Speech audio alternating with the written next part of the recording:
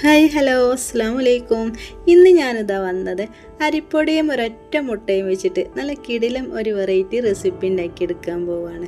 വളരെ എളുപ്പത്തിൽ ആർക്കും ഉണ്ടാക്കിയെടുക്കാൻ പറ്റിയ ഈ ഒരു റെസിപ്പി എല്ലാവർക്കും ഇഷ്ടപ്പെടും. ഒരു വട്ടം ഇതുപോലെ ഉണ്ടാക്കിയാൽ വീണ്ടും വീണ്ടും ഉണ്ടാക്കി നോക്കും. അത്രയ്ക്ക് നല്ല ടേസ്റ്റുമാണ്, എളുപ്പമാണ്. അപ്പോൾ ഒന്ന് കണ്ടു നോക്കിയാലോ.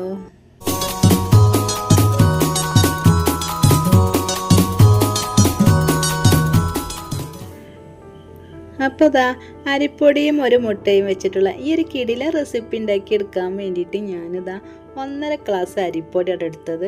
വളരെ എളുപ്പത്തിൽ ആർക്കും ഉണ്ടാക്കിയെടുക്കാൻ പറ്റിയ ഈ റെസിപ്പി എല്ലാവർക്കും ഇഷ്ടപ്പെടും. മക്കളൊക്കെ സ്കൂളിൽ വരുമ്പോഴേക്കോ അല്ലെങ്കിൽ വൈകുന്നേരമൊക്കെ ചായക്കൊക്കെ ബെസ്റ്റാണ് കേട്ടോ ഈ ഒരു റെസിപ്പി. ഒരു വട്ടം ഇതുപോലെ ഉണ്ടാക്കിയാൽ വീണ്ടും വീണ്ടും ഉണ്ടാക്കി നോക്കും. അത്രയ്ക്ക് നല്ല ടേസ്റ്റാണ്, എളുപ്പമാണ്. വറുത്ത പൊടിയോ വറുക്കാത്ത പൊടിയോ ഏതായാലും പ്രശ്നമല്ല കേട്ടോ.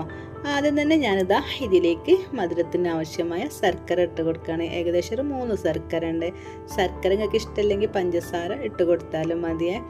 ഇനി ഇതിലേക്ക് ഞാനിതാ 1/2 ഗ്ലാസ് വെള്ളം ഒഴിച്ച് കൊടുക്കുകയാണ് കേട്ടോ. ഒന്നങ്ങോട്ട് ലായനി ഉണ്ടാക്കിയെടുക്കാൻ വേണ്ടിയിട്ട് ഇതാ അടുപ്പത്തേക്ക് വെക്കട്ടെ. ഇതുപോലെ കുത്തി പൊട്ടിച്ചാൽ പെട്ടെന്നൊക്കെ ലായനി ഉണ്ടാക്കിയെടുക്കാൻ പറ്റേ.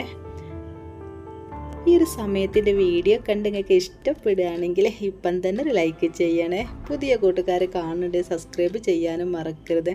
അങ്ങനെ ദാ ഇതുപോലെ ലായനി ഉണ്ടാക്കിയതിന് ശേഷം അങ്ങോട്ട് ചൂടാറണം കേട്ടോ, ഒരു 3/4 ഭാഗമൊക്കെ.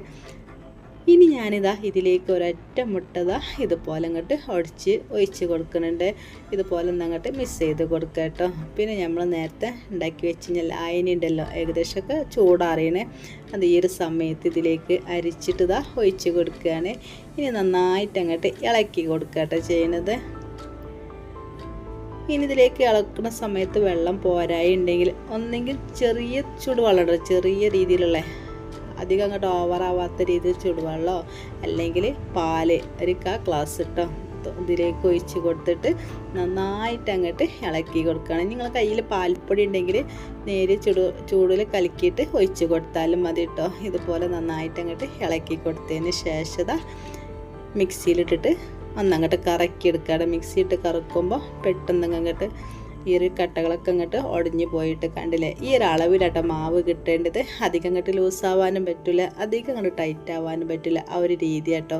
ഒരു എണ്ണയില്ലാത്ത പലഹാരമാണ് കേട്ടോ. കുട്ടികൾക്കൊക്കെ എന്തായാലും ഇഷ്ടപ്പെടുക. ഇനി ഞാനൊന്ന് അങ്ങോട്ട് കറക്കിയെടുക്കാൻ വേണ്ടിയിട്ട് ഇതിലേക്ക് ഒഴിച്ച് കൊടുത്തതിന് ശേഷം ഒരു പാത്രത്തേക്ക് അങ്ങോട്ട് ഒഴിച്ച് കൊടുക്കുക കേട്ടോ ചെയ്യുന്നത്.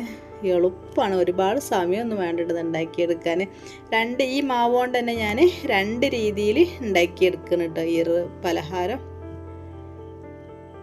അങ്ങനെ കറക്കിയെടുത്തതിന് ശേഷം ഞാനിതാ ഈ ഒരു പാത്രത്തിലേക്ക് ഒഴിച്ച് കൊടുത്തിട്ട് കുറച്ച് മധുരം അങ്ങോട്ട് ബാലൻസ് ചെയ്യാൻ വേണ്ടിയിട്ട് കുറച്ച് ഉപ്പിട്ട് കൊടുക്കുന്നുണ്ട് കേട്ടോ. പിന്നെ ജാറ് കഴുകിയിട്ട് കുറച്ച് വെള്ളം മതി, ഒരുപാട് വെള്ളമൊന്നും വേണ്ടേ, അധികം അങ്ങോട്ട് ലൂസാവാൻ പറ്റൂലേ. ഇതുപോലെ നന്നായിട്ട് അങ്ങോട്ട് ഇളക്കി കൊടുത്തതിന് ശേഷം ഞാനൊരു പാത്രം എടുത്തിട്ടുണ്ട് കേട്ടോ. ഇതുപോലത്തെ ഒരു വട്ടപ്പാത്രമാണ് എടുത്തത്. കുറച്ച് ഓയിൽ ഒഴിച്ച് കൊടുത്തതിന് ശേഷം ജസ്റ്റ് അങ്ങോട്ട് ഇതുപോലെ പ്രസ് ചെയ്ത് കൊടുക്കുകയാണ്. ഇനി ഇതിലേക്ക് ഒരു 2 തവിയോളം ഈ ഒരു മാവ് ഒഴിച്ച് കൊടുക്കുന്നുണ്ട്. ഇതുപോലെ തന്നെ എണ്ണ ഇങ്ങനെ പ്രസ് ചെയ്ത് കൊടുക്കണം. അപ്പോൾ നമുക്ക് പെട്ടെന്നൊക്കെ വിട്ട് കിട്ടാനൊക്കെ കഴിയാൻ വേണ്ടിയിട്ട് കേട്ടോ. ഇതുപോലെ ഒഴിച്ച് കൊടുത്തതിന് ശേഷം ഈ ഒരു സമയത്ത് ഞാൻ ഇഡ്ഡലിത്തട്ട് അടുപ്പത്ത് വെച്ചിരുന്നു കേട്ടോ. ഇഡ്ഡലി ചെമ്പ് അതിൽ കുറച്ച് വെള്ളമാക്കി വെച്ചിട്ട് അതിൻ്റെ മുകളിലാട്ടോ ഈ ഒരു പാത്രം ഞാൻ ഇറക്കി വെക്കണത്. ഇനി ഇതിലേക്ക് ഭംഗിക്ക് വേണ്ടിയിട്ട് കറുത്തുള്ള ഞണ്ടിപ്പരിപ്പ് മുന്തിരിങ്ങൾ കയ്യിലുണ്ടെങ്കിൽ അതൊക്കെ വെച്ച് കൊടുക്കട്ടെ. ഞാനതാണ് കുറച്ച് കറുത്തുള്ള നല്ലതുമാണല്ലോ. ഇതിലേക്ക് ഇട്ട് കൊടുത്തതിന് ശേഷം ഈ ഒരു ചൂടായി കിടക്കുന്ന ഇഡ്ഡലിത്തട്ടിലേക്ക് വെച്ച് കൊടുക്കുകയാണ്. കണ്ടില്ലേ, ഇതേപോലെ അങ്ങോട്ട് വെച്ചിട്ട് ഒരു 10 മിനിറ്റ് കൊണ്ട് ഈ റെസിപ്പി ആയി കിട്ടുക. ഒന്നങ്ങോട്ട് മൂടി വെക്കുകയാണ്. ഒരു എണ്ണയില്ലാത്ത പലഹാരമാണ് കേട്ടോ ഞാൻ ഉണ്ടാക്കിയെടുക്കുന്നത്. ഈ ഒരു സമയത്ത് ഞാൻ ഈ ഒരു ബാക്കിയുള്ള മാവുണ്ടല്ലോ, അപ്പോൾ അത് അടുപ്പത്ത് വെച്ച് 10 മിനിറ്റിൻ്റെ ഉള്ളിലിട്ട് ഞാനിതാ ഈ ഒരു വേറൊരു പാത്രത്തിലേക്കും കൂടി മാവ് ഒഴിച്ച് കൊടുക്കുന്നുണ്ട്. ഇതുപോലെ കുറച്ച് ഓയിൽ പ്രസ് ചെയ്ത് കൊടുത്തതിന് ശേഷം ഇതിലേക്ക് ഒഴിച്ച് കൊടുത്തിട്ട് ഈ ഒരു സമയത്ത് ഞാനൊരു കുക്കർ അടുപ്പത്ത് വെച്ചിട്ടുണ്ട്, പഴയ കുക്കർ. ഇതുപോലെ തട്ടി കൊടുക്കണേ. അതിൻ്റെ മുകളിലേക്കാട്ടോ ഈ ഒരു പാത്രം കൂടി ഞാൻ വെച്ച് കൊടുക്കുന്നത്. ഇതിലേക്ക് ഞാൻ കുറച്ച് കറുത്ത വെള്ളം കൂടി നിർബന്ധമല്ല കേട്ടോ ഇട്ട് കൊടുത്തേനെ. ഈ ഒരു കുക്കർ ചൂടായതിന് ശേഷം ഇതിലേക്ക് ഞാൻ വെച്ച് കൊടുക്കുകയാണ്. ഒരു 10 മിനിറ്റ് കൊണ്ട് തന്നെ അടിപൊളി റെസിപ്പി ആയിട്ട് നമുക്ക് കിട്ടുക. അപ്പോൾ വിസിൽ ഒഴിവാക്കിയിട്ട് ഒരു 10 മിനിറ്റോളം നമ്മൾ മൂടി വെക്കണേ. വിസിൽ ഒഴിവാക്കാൻ മറക്കരുത് കേട്ടോ. അങ്ങനെ 10 മിനിറ്റിന് ശേഷം നമ്മളെ ഈ ഒരു കിടിലം അപ്പം റെഡി ആയിന്. കേക്കായിട്ടൊക്കെ പറയട്ടെ, വൈകുന്നേരമൊക്കെ മക്കൾ സ്കൂളിട്ട് വരുമ്പോൾ അതിന് പെട്ടെന്ന് ഉണ്ടാക്കി കൊടുക്കാൻ പറ്റിയ നല്ലൊരു പലഹാരമാണ്. നല്ല സോഫ്റ്റാണ് കേട്ടോ. മുറിക്കുമ്പോൾ തന്നെ നിങ്ങൾക്ക് മനസ്സിലാവുന്നുണ്ടല്ലോ, ഒരുപാട് ടൈമും വേണ്ടത് ഉണ്ടാക്കിയെടുക്കാൻ. കണ്ടില്ലേ, ഇതിൻ്റെ ഉള്ളൊക്കെ നല്ല സോഫ്റ്റാണ്. അപ്പോൾ ഈ ഒരു പലഹാരമൊക്കെ നിങ്ങൾക്ക് ഇഷ്ടപ്പെട്ടിട്ടുണ്ടാകുമെന്ന് വിചാരിക്കുകയാണ്. ഇഷ്ടപ്പെടുകയാണെങ്കിൽ വീഡിയോക്ക് ലൈക്ക് ചെയ്യാൻ മറക്കരുത്. പുതിയ കൂട്ടുകാർ കാണുന്നുണ്ട്, സബ്സ്ക്രൈബ് ചെയ്യാനും മറക്കരുത്. ഇതുപോലൊക്കെ ഉണ്ടാക്കി നോക്കിയിട്ട് അഭിപ്രായങ്ങളൊക്കെ നമ്മളെ കമൻറ്റ് ബോക്സിൽ അറിയിക്കണം കേട്ടോ. അപ്പോൾ അത് അടുത്ത റെസിപ്പി ഏകദേശം 10 മിനിറ്റോളം ആയി തുടങ്ങിയത്.